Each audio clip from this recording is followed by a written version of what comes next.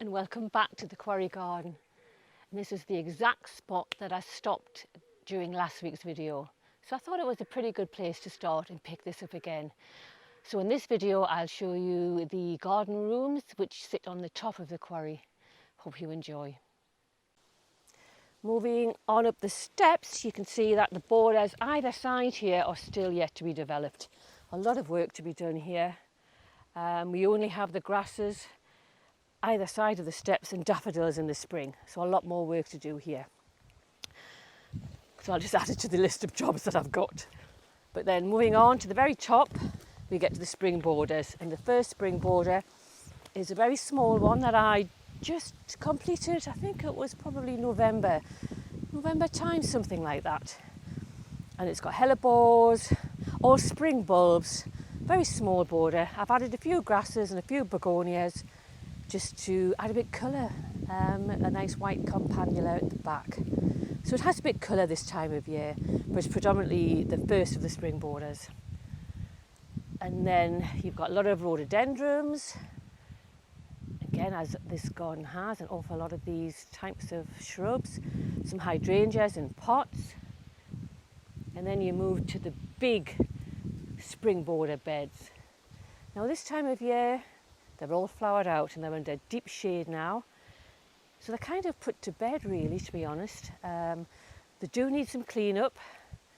Need to remove all of the debris, particularly from Storm Arwen. And in the next spring border, the furthest one along, we have to have the stumps ground out, and that's going to happen in the next couple of weeks. And then this border on this side will be redeveloped. As you can see, it's pretty overgrown with weeds now. I've dug out most of the plants I want to retain.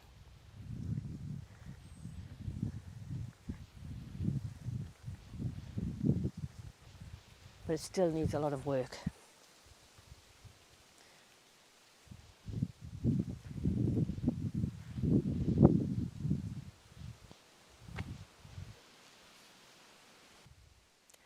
So I'm going to leave the spring borders behind and take you to our white garden.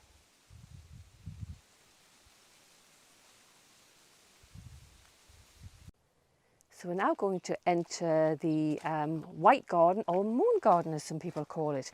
And this is our family garden where we spend most of the summer, weather permitting. But we have actually got a really good warm day here today in Northumberland. And the first thing you see are these agapanthus pots, and they're just starting to open the flowers, and they look really good. I'm really pleased with them. They're either side of the path.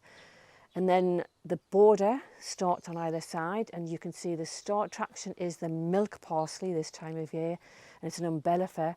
And I prefer this to Ami because this is a perennial, so I don't have to grow from seed every year. And then in this border, there's also hydrangeas too. And then on the other side of the path, we have a lovely white Achillea. It's one of the best Achilleas that I've actually grown. It's vintage white, this particular one. And it flowers for several months at a time, so it's really I can really recommend that one. And then just behind it is a very large Annabelle hydrangea, and that's yet to flower. But hard to believe that that was cut down to the ground in late winter, and it's now about 5 feet tall. Then you've got the rose on the obelisk, and that's Starlight Symphony, that rose. And again, I would certainly recommend that rose. It's very pretty, single flower, but it's beautiful.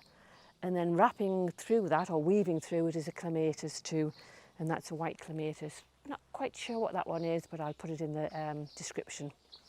And there's lots of other plants in here, but again, a lot of milk parsley, which is looking really good. It floats around the air, I love that. And there's lots of other perennials in here which are yet to flower. The lily regale is just starting to open up, but there's so many more, so I'll do another tour when they've all started to open. And then either side of the path next to the lilies are sweet peas growing up obelisks, but they're yet to flower. And then there's more hydrangeas, the hostas, a lot more perennials, so I will come back at some point when they all do open into flower. And similarly on the border on the other side, still a lot more to come. Lovely Astrantia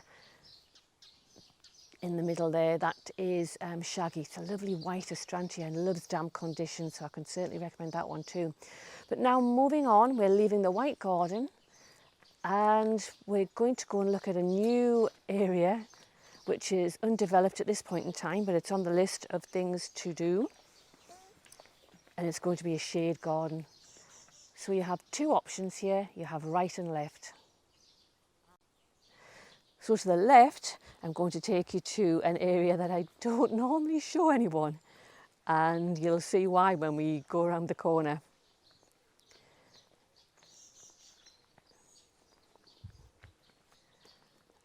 And yes, this is midday and you can tell it's pretty much in shade, so this will be a new shade garden. And it's very overgrown and it's quite embarrassing. This is why I never bring anybody here, but I thought it would be nice for you to actually see it in this state before we develop it and turn it into a shade garden. And its one beautiful feature is this lovely rambling rose through the hawthorn tree, and it's seagull, that variety.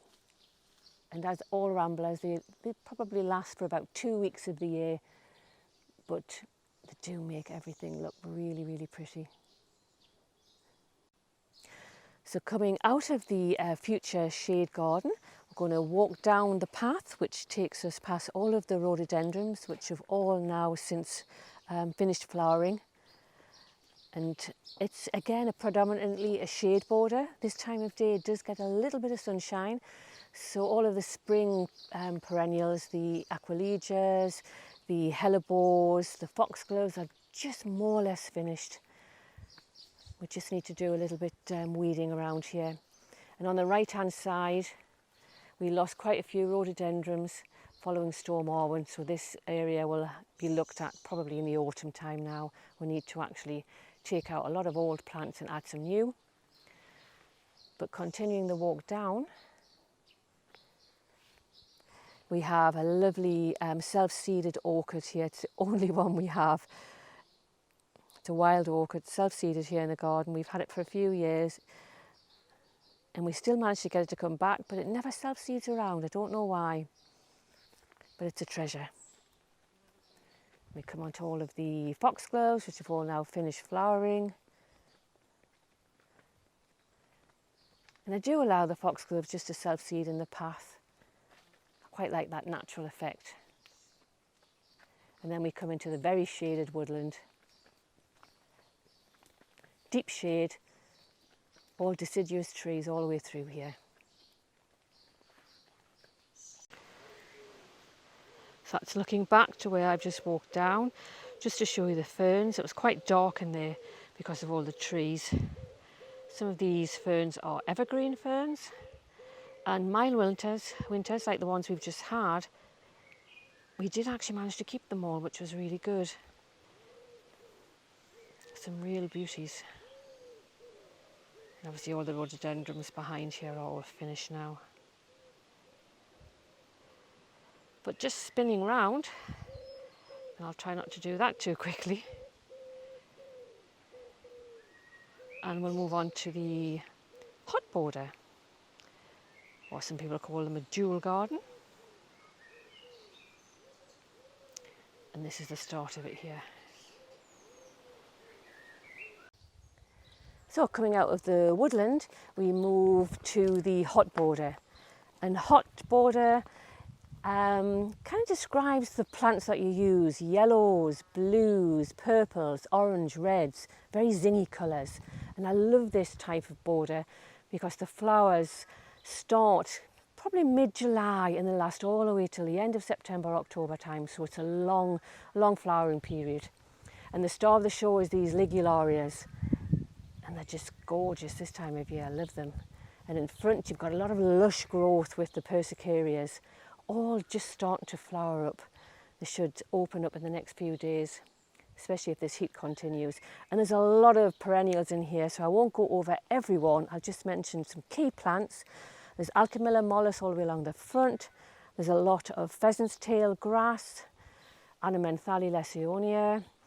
There's a lot of daylilies, heleniums, crocosmias, all mainly yet to flower. There's lots of Achilleas. The Achillea at the back, the very tall one, that is Cloth of Gold. It's a lovely bright yellow. It's just started to open today in this warm sunshine that we have. And that's about 6 foot tall, that one now. Just starting to lean a bit because of the overhanging trees that we've got, but some nice salvias, purple salvias, some lovely yellow Achilleas at the front. All varieties, different varieties of Achilleas. Too many to mention in this very short video.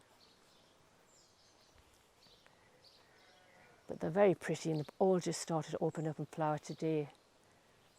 Then we've got very tall Veronicastrum at the back with a lovely purple spiky flower. Next to that is a Joe Pye weed, Solidago, and the border repeats itself all the way down. All the same flowers just go in intervals all the way through this border.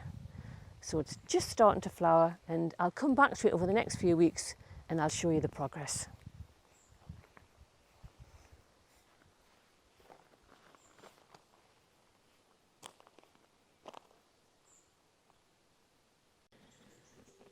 So that's it for today. I hope you enjoyed watching. I did show some behind the scenes areas that I wouldn't normally show anybody, but at least you'll be able to see the progress over the next year or so of how things develop. And there's one garden area which I'm going to create a new garden room, which I haven't shared with you yet, but I will do in a future video. I'll keep that a secret for now. It was a very exciting day for me. But that's it from a lovely Northumberland evening, our first full day of summer. I hope you enjoyed, and thanks for watching. See you soon.